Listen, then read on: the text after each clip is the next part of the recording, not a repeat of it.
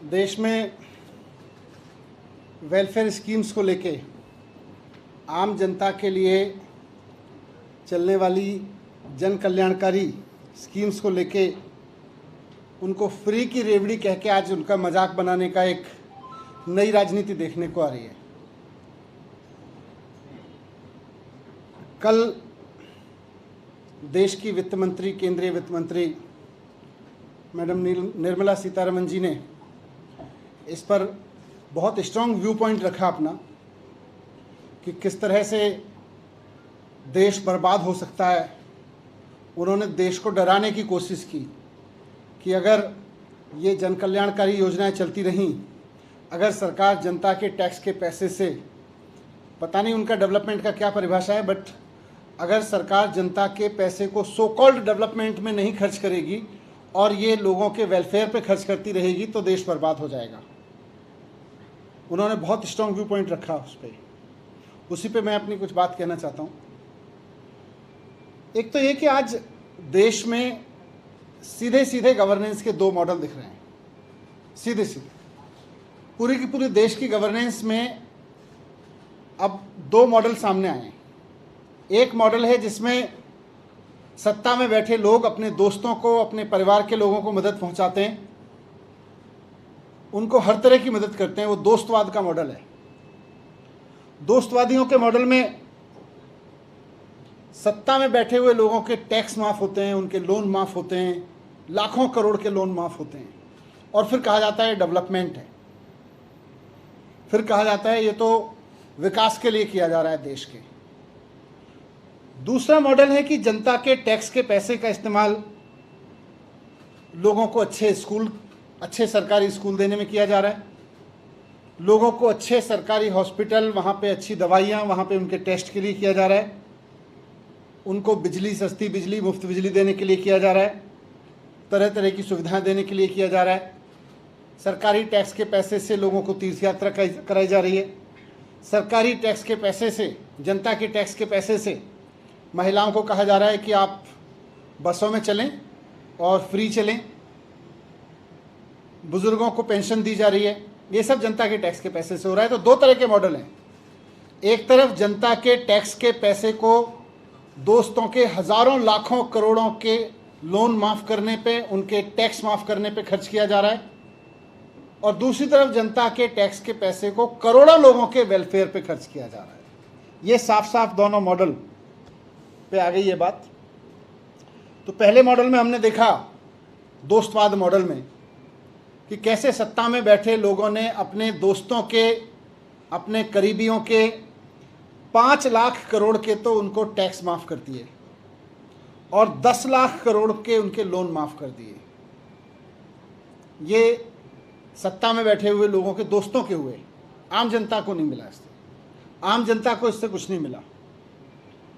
इस वाले मॉडल में, दोस्तवाद वाले मॉडल में आम जनता के ऊपर क्या बीतती है, थोड़ा उसको भी देख लें। और मैं उम्मीद करूंगा कि देश की वित्त मंत्री इस ओर भी ध्यान देंगी कि आज देश में अगर कोई किसान अपनी किस्त ना चुका पाए लोन की, तो दोस्तवादी मॉडल की सरकार और उनके समर्थक जाके उस किसान की ज़मीन छीन लेते हैं, उसकी कुर्की कर देते हैं, उसका घर कुर्की कर देते हैं। अगर किसी किसान ने एक गाय खरीदने के लिए लोन लिया, कोई खेती करने के लिए लोन लिया, और वो उसकी एक किस्त ना चुका पाए, उसकी कुर्की कर देते हैं, उसकी ज़मीन कब्जा लेते हैं। ये है इनका दोस्तवादी मॉडल। दोस्तों के 5 लाख करोड़ के टैक्स माफ़, दोस्तों के 10 लाख करोड़ के लोन माफ़, लेकिन एक किसान की किस्त माफ़ नहीं करते इस दोस्तवादी मॉडल में ये लोग। इस दोस्तवादी मॉडल का एक और पहलू है कि ये लोग देश के बच्चों को सरकारी फ्री शिक्षा में यकीन नहीं करते। बात भले ही कितनी करते रहें, लेकिन इनका मॉडल है ज़मीन पे जो उतरा हुआ है, सरकारी स्कूलों को इतना बर्बाद कर दो, सरकारी स्कूलों को इतना घटिया बना दो कि उसके बाद सारे लोगों को अपने बच्चे प्राइवेट स्कूल में पढ़ाने पड़े, वो भी इनके दोस्तों को ही होते हैं। और फिर प्राइवेट स्कूल का बच्चा अपने 1 महीने की फीस ना दे पाए तो बच्चा कितना ही होनहार हो, बच्चे का भविष्य कितना उज्जवल हो, लेकिन दोस्तवादी मॉडल का नतीजा है कि अगर एक बच्चा अपने 1 महीने की फीस ना दे पाए तो उसको स्कूल से बाहर निकाल देंगे। वो कितना ही गिड़गिड़ाता रहे, माँ बाप गिड़गिड़ाते रह जाते हैं, बच्चा गिड़गिड़ाता रह जाता है, उसका कैरियर बर्बाद होता है। ये दोस्तवादी मॉडल है जिसमें किसी बच्चे के पिता अगर बच्चे की 1 महीने की फीस स्कूल की नहीं दे पाते तो उसकी पढ़ाई का चौपट कर दी जाती है, उसके लिए स्कूल के दरवाजे बंद कर दिए जाते हैं। दोस्तवादी मॉडल में क्योंकि ये सरकारी स्कूलों पे काम नहीं करते इसलिए लोग प्राइवेट स्कूलों में मजबूर हैं। दोस्तवादी मॉडल में ये सरकारी अस्पतालों पे, सरकारी अस्पताल बनवाने में, सरकारी अस्पतालों में फ्री दवाई देने में, सरकारी अस्पतालों में फ्री टेस्ट करने में, फ्री कंसल्टेंसी में, इसमें यकीन नहीं करते। बोलते हैं तो फ्री की रेवड़ी हो जाएगी अगर लोगों को फ्री की दवाइयाँ बांटने लगी तो।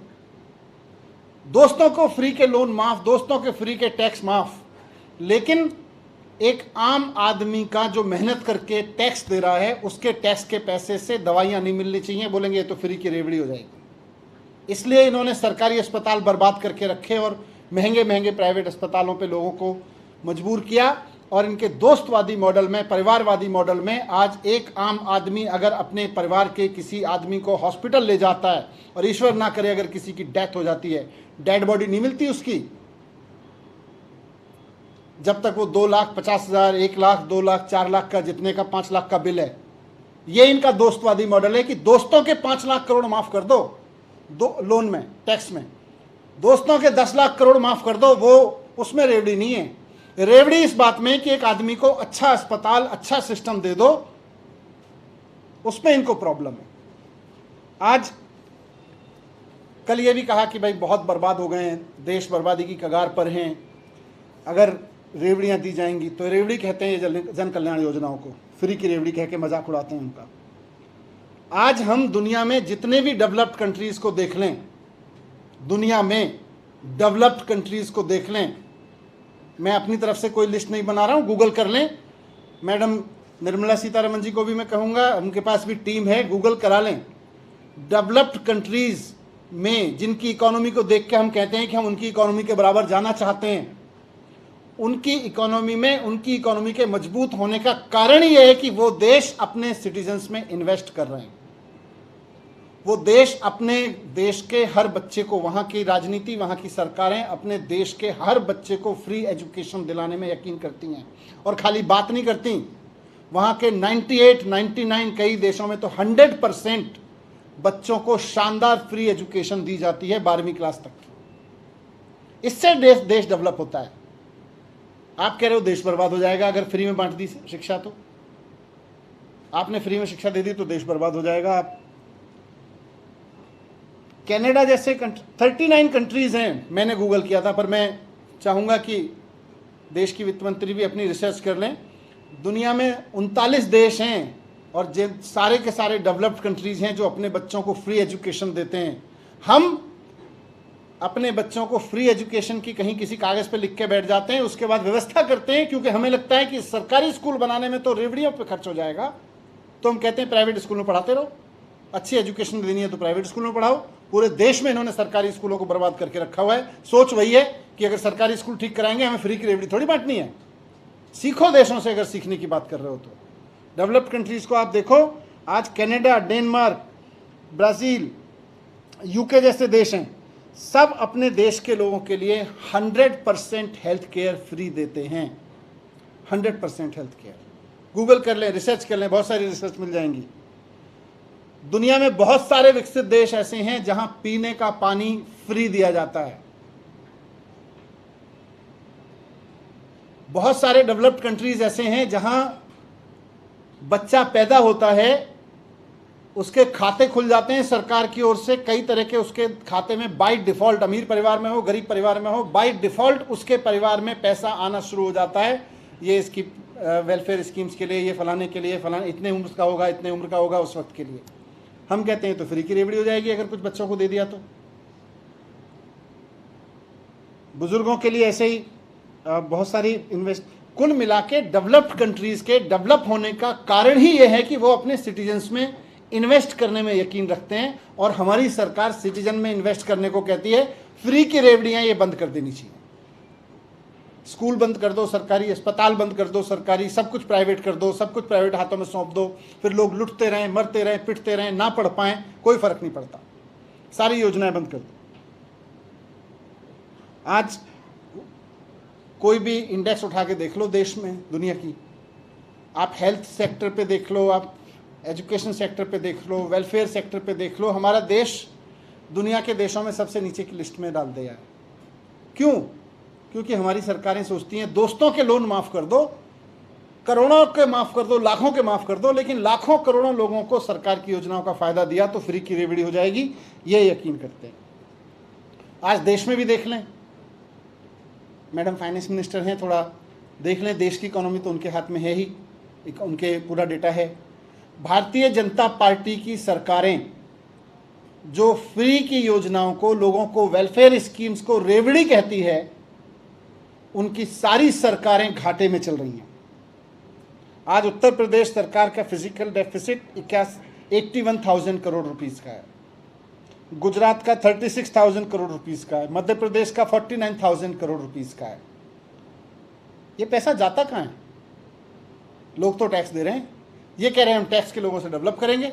आपने तो टैक्स के लोगों से, जनता के टैक्स के पैसे से डेवलप करेंगे, लेकिन हुआ क्या? जनता के टैक्स के पैसे को पता नहीं कहाँ ले गए, दोस्तवाद में, दोस्तों के लोन माफ़ करने में ले गए, वहाँ तो सरकारी घाटे में चल रही हैं। और पिछले 7 साल से लगातार दिल्ली की सरकार है जो लोगों के वेलफेयर के लिए सारा इन्वेस्टमेंट करती है, एजुकेशन में इन्वेस्ट कर रही है, हेल्थ में इन्वेस्ट कर रही है, फ्री बस, बिजली, पानी, इन सब में इन्वेस्ट कर रही है। और उसका नतीजा है, लोगों में इन्वेस्ट करने का नतीजा है कि लोगों के सरकार भी फ़ायदे में चल रही है, रेवेन्यू सरप्लस चलती है। खुद सीएजी मानता है इस बात को। तो मैं कहना चाहता हूँ कि ये जो मजाक बनाया जा रहा है भारत में गरीब आदमी का, गरीबी का, और कहा जा रहा है कि हम फ्री की रेवड़ी नहीं बांटेंगे, इसको बंद करें। अगर देश को डेवलप करना है तो एकमात्र रास्ता है कि अपने सिटीजन्स में इन्वेस्ट करिए। अपने दोस्तों के लोन माफ़ करने से और उनके कर्ज माफ़ करने से, उनके टैक्स माफ़ करने से भारत विकसित नहीं बनेगा। भारत को अगर विकसित बनाना है तो सिटीजन्स की एजुकेशन में, उनके हेल्थ में, उनके वेलफेयर में इन्वेस्ट करना पड़ेगा। ये मुझे आपके समझ है। Thank you. कई और लोगों ने बयान दिया, केंद्रीय मंत्री राजनाथ सिंह ने कहा कि एक तरह से झूठ की राजनीति चल रही है, झूठ की सरकार चल रही है। ये तो कहा जाता है कि शिक्षा अच्छी हो गई, कितने विधायकों के बच्चे स्कूलों में पढ़ रहे, सरकारी स्कूलों में। ये लोग ढूंढ रहे हैं कि कितने विधायकों के बच्चे पढ़ के बन गए।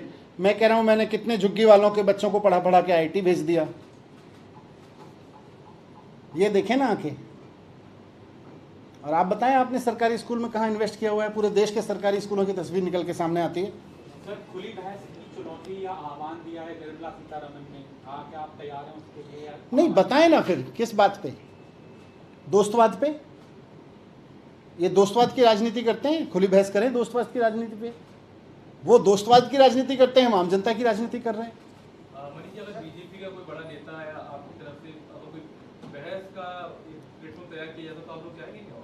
पर अरविंद केजरीवाल जी ने कहा है, माननीय मुख्यमंत्री जी ने, कि पहले रेफरेंडम कराओ ना। देखो, बीजेपी की राजनीति और आम आदमी पार्टी की राजनीति से ज़रूरी है कि इस देश का आम आदमी अपने देश की सरकार को टैक्स दे रहा है, वो अपने टैक्स का कहाँ इस्तेमाल कराना चाहता है। सत्ता में बैठे हुए लोगों के, दोस्तों के लोन माफ़ कर दिए जाएं और उनके टैक्स माफ़ कर दिए जाएं। आम जनता वो चाह रही है, या आम जनता चाह रही है कि मेरे बच्चे को मैं टैक्स दे रहा हूँ, मेरे बच्चे के लिए अच्छे स्कूल लाओ, अच्छे अस्पताल लाओ, अच्छी सड़कें दो, अच्छी बिजली दो, अच्छा पानी दो। आम जनता के बीच में रेफरेंडम कराए ना।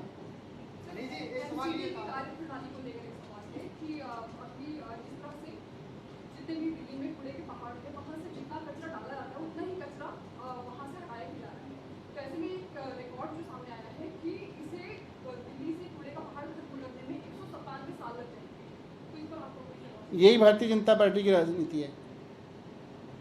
अभी मैं कोई सी अखबार में आज पढ़ रहा था 200 साल लगेंगे, 197 ईयर्स लग जाएंगे। तो 200 साल में कूड़े का ढेर साफ करेंगे। ये क्या कर रहे हैं? एनसीडी को बर्बाद कर दिया भारतीय जनता पार्टी ने। मैंने भी रखा, मैंने सीबीआई जांच की सिफारिश की है उसमें।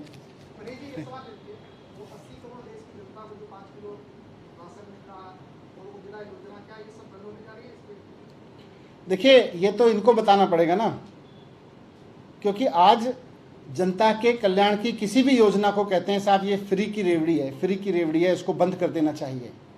तो ये बताएं कि लोन दोस्तों के माफ़ करना फ्री की रेवड़ी है, या गरीब आदमी के घर में चूल्हा जलाना, उसको मदद होना चाहिए टैक्स के पैसे से।